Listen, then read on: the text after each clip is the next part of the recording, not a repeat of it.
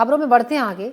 जिस दिन तिरंगे पर चांद आया उस दिन ना वर्मा बचेंगे ना शर्मा बचेंगे। कल यूपी के बांदा में धीरेन्द्र शास्त्री ने जब ये बयान दिया तो नया बवाल शुरू हो गया। हिंदू संत जहां बागेश्वर के समर्थन में आ गए तो वहीं मुस्लिम धर्मगुरुओं ने कहा कि धीरेन्द्र शास्त्री देश को लड़ाने में जुटे हुए हैं। एक बात याद रखना, जिस दिन तिरंगा में चांद आ गया न वर्मा बचेंगे, न शर्मा बचेंगे, न क्षत्रिय बचेंगे, न वैश्य बचेंगे, न कबीरपंथी बचेंगे, न रैदासी, न परशुराम वाले बचेंगे, न तुलसीदास वाले बचेंगे। उत्तर प्रदेश बांदा में आयोजित हनुमंत कथा में बागेश्वर धाम के पीठाधीश्वर धीरेन्द्र शास्त्री ने जैसे ही ये बातें कही उसके बाद बयानों की बाढ़ आ गई। हिंदू धर्मगुरु और मुस्लिम धर्मगुरु आमने सामने आ गए। हिंदू संतों ने जहां धीरेन्द्र शास्त्री के बयानों का समर्थन किया तो वहीं मुस्लिम धर्मगुरुओं का कहना है कि धीरेन्द्र शास्त्री लड़ाने वाले बयान देते हैं। अयोध्या के सिद्धपीठ हनुमानगढ़ी के संत देवेश आचार्य ने कहा कि चांद की बात छोड़िए, अगर मुस्लिमों की आबादी 10% और बढ़ गई तो भी हिंदू सुरक्षित नहीं रहेगा। तो वहीं साजिद रशीदी ने इस पर धीरेन्द्र शास्त्री को मूर्ख कह दिया और साथ ही अरब मुल्कों का भी उदाहरण दिया।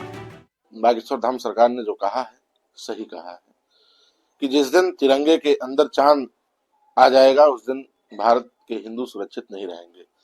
चांद की बात तो छोड़िए, मैं तो ये कहूँ जिस दिन इनकी संख्या बस थोड़ी 10% और बढ़ जाएगी उस दिन हिंदू नहीं सुरक्षित रहेगा। आपने भी महाराष्ट्र के चुनाव में देखा होगा ओवैसी ने किस तरह से मुसलमानों को भड़काने का काम किया है, हिंदुओं के विरोध में उस्काने का काम किया है कि हमारा मुख्यमंत्री हमारा प्रधानमंत्री होना चाहिए। आज वो 20% होने के बाद 25% होने के बाद मांग कर रहे हैं, कल जब वो 30% 40% हो जाएंगे तो छीन करके आपसे लेंगे, क्योंकि हिंदू सोया हुआ है, हिंदू अपने हित की बात नहीं कर पा रहा है। वो मिसाल मशहूर है ना कि ज्ञानी से ज्ञान लड़े ज्ञान सोया होए, मूर्ख से मूर्ख लड़े तुरंत लड़ाई होए। जब इन लोगों को यही पता नहीं कि झंडे को डिजाइन देने वाली भी एक मुस्लिम थी। कौन लाया तिरंगा उसमें? मुसलमान लाया ना। अरब देशों में जो 50 लाख हिंदू रह रहे हैं, एक हिंदू की वीडियो ऐसी बताओ जिसने कहा हो कि मुझे यहाँ प्रताड़ित किया जा रहा है, मेरी तनख्वाह नहीं मिल रही है, मुझे खाना नहीं मिल रहा है, ये मेरे साथ गलत हो रहा है। धीरेन्द्र शास्त्री के जिस बयान पर यह विवाद हो रहा है वो पूरा बयान भी आपको सुनाते हैं।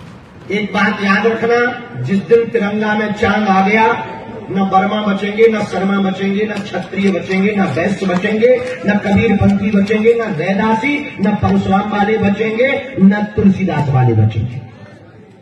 एक बात याद रखना, जिस दिन तुम्हारे तिरंगा में चांद हो जाएगा न तुम्हारा घर बचेगा, न जल बचेगा, न जमीन बचेगी, न जोरू बचेगी, न बच्चे बचेंगे। बांग्लादेश में भी उनके पास भी संपत्ति थी, व्यापार था, बच्चे थे, पत्नी थी, एक नहीं बची।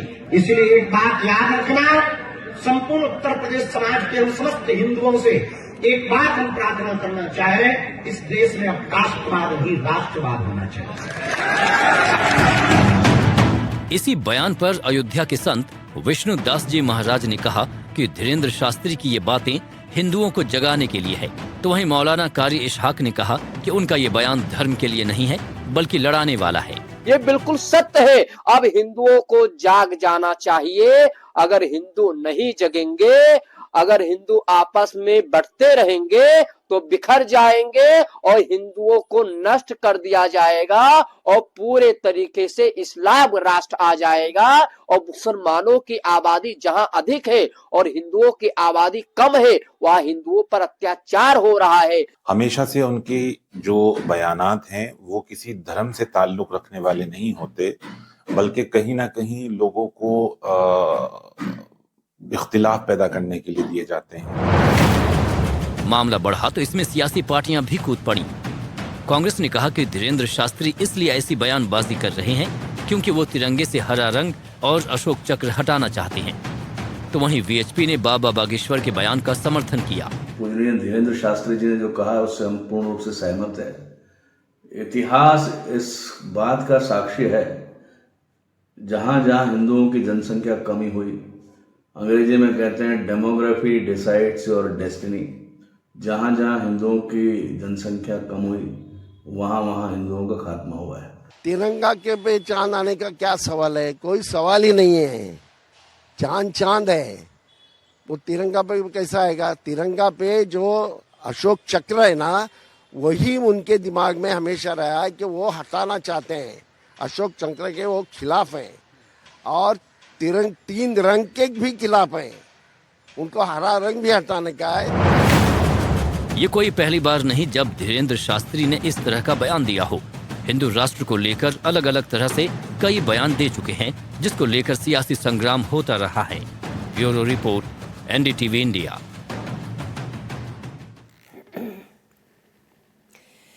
खबर नारायणपुर से है, जहां ओरछा के एक नार गांव में धर्मांतरण विवाद में जमकर बवाल हुआ। धर्मांतरित परिवार से मारपीट की गई।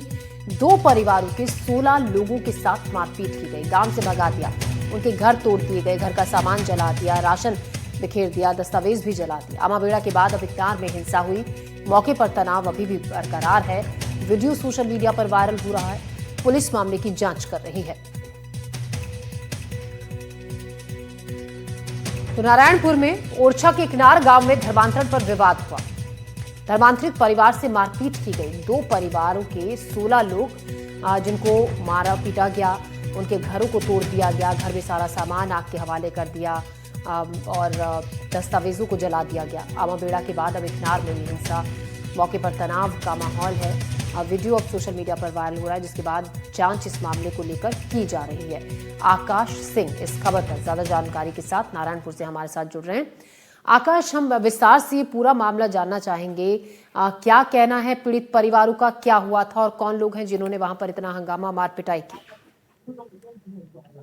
जी, ये पूरा मामला नारायणपुर के जो ओरछा ब्लॉक अंतर्गत है, जो अबुझमाड़ क्षेत्र अंतर्गत आता है। अबुझमाड़ का क्षेत्र है ग्राम इकनार। वहाँ ये बड़े टोंडा बेड़ा गांव का ये घटना पूरा बताया जा रहा है और इकनार जो पारा है उसमें ये पूरी घटना घटित हुई है। लगातार जिस प्रकार से जो परिवार के तरफ से वीडियो जारी की जा रही है और लगातार परिवार के सदस्य ये बता रहे हैं कि उनके साथ में जो गांव के ही लोग हैं, उन्होंने पहले पंचायत बिठाई। पंचायत बिठाने के बाद बड़ी सभा आयोजित की गई और सभा में 17 तारीख को उन्हें घर छोड़ने का फरमान जारी किया गया। इस फरमान के चलते उन्होंने ये कहा कि हम जो धर्मांतरण किए हैं, मतांतरण किए हैं, वो मतांतरण नहीं छोड़ेंगे। हम लगातार वो जो मतांतरित हुआ परिवार है वो अपनी जगह पे अडिग रहा और लगातार वो ये कहता रहा कि हम गांव भी नहीं छोड़ेंगे। लेकिन कल की जब घटना हुई, कल सुबह जब ये पूरी वारदात हुई, तो उस समय बड़ी संख्या में लोग मौके पर पहुंचे और उन्होंने परिवार को घर से पहले तो बाहर निकाला और उनकी सामग्रियां हैं, उनके जो चीजें हैं वो आग के हवाले कर दी गई। खास करके उसमें कई डॉक्यूमेंट्स थे, जिस प्रकार के राशन कार्ड थे, आधार कार्ड थे। इसके अलावा अन्य चीजों को भी जला दिया गया। इस प्रकार का आरोप परिवार लगा रहा है। इसके अलावा जो है घर की जो छतों की स्थिति है वो पूरी तरीके से क्षणभंगित नजर आई है। उसके अलावा हम बात करें तो जो परिवार के सदस्यों के साथ में, कुछ सदस्यों के साथ में मारपीट भी की गई। इस प्रकार का जो आरोप है वो परिवार लगा रहा है। इसके बाद पूरा परिवार वहां से उठकर मजबूरन नारायणपुर की तरफ निकला, जहां पे ओरछा पहुंचने पर उन्होंने सामुदायिक स्वास्थ्य केंद्र में अपना इलाज और ट्रीटमेंट करवाया है, जहां से एक वीडियो भी जारी किया गया। उनके द्वारा बताया गया कि किस प्रकार से पूरी आपबीती सुनाई गई कि किस प्रकार से वहां पर मतांतरण को लेकर जो गांव के ही लोग हैं आपस में भिड़ गए हैं और जिसके चलते जो 2 परिवार है उनको अब गांव छोड़ने को मजबूर होना पड़ा है। यही कारण है कि अब नारायणपुर में जो पुलिस से हमने इस बारे में जब बात करने की कोशिश की तो पुलिस ने कहा कि इस प्रकार का कोई भी मामला उनके संज्ञान में अब तक नहीं आया है। जी आकाश, शुक्रिया आपका जानकारी के लिए।